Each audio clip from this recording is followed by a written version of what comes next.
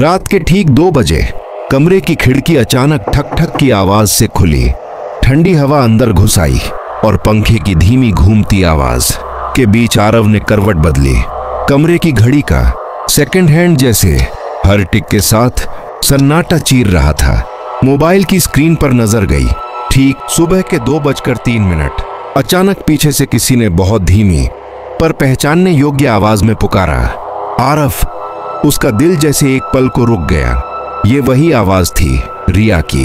वही रिया जो पिछले साल उस भयानक सड़क हादसे में मर चुकी थी। आरव कुछ पल तक जड़ खड़ा रहा। कमरे की लाइट बंद थी। सिर्फ सड़क से आती हल्की पीली रोशनी दीवार पर किसी परछाई की तरह झिलमिला रही थी। उसने धीरे से पलट कर देखा। कोई नहीं था, लेकिन उस आवाज की गूंज अब भी हवा में तैर रही थी। आरव ने खुद को समझाने की कोशिश की, शायद सपना होगा।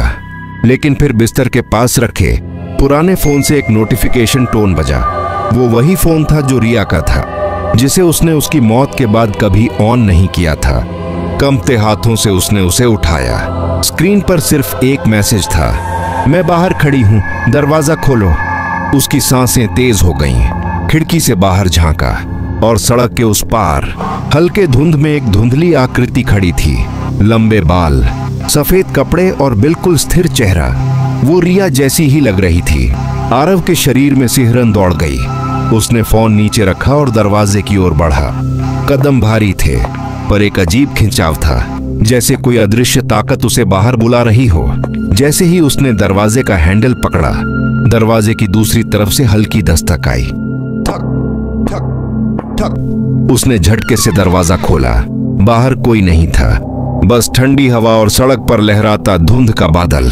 वो कुछ कदम बाहर निकला, तभी पीछे से किसी ने उसके कान के पास फुसफुसाया, आरव तुमने देर कर दी। वो पलट कर देखता है और दरवाजे के अंदर कमरे में रिया खड़ी थी।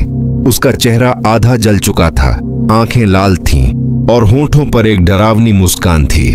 अगली सुबह पड़ोसियों ने आरव का दरवाजा खुला पाया।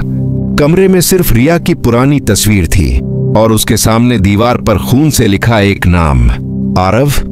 कहते हैं उस रात के बाद उस कमरे में आज भी कोई नहीं ठहरता। कभी कभी रात के 2 बजे कोई किसी के नाम से धीरे से पुकारता है। क्या आप भी वो आवाज सुन सकते हैं? तो अगली बार खिड़की बंद रखना, क्योंकि कोई शायद आपका नाम पुकारे।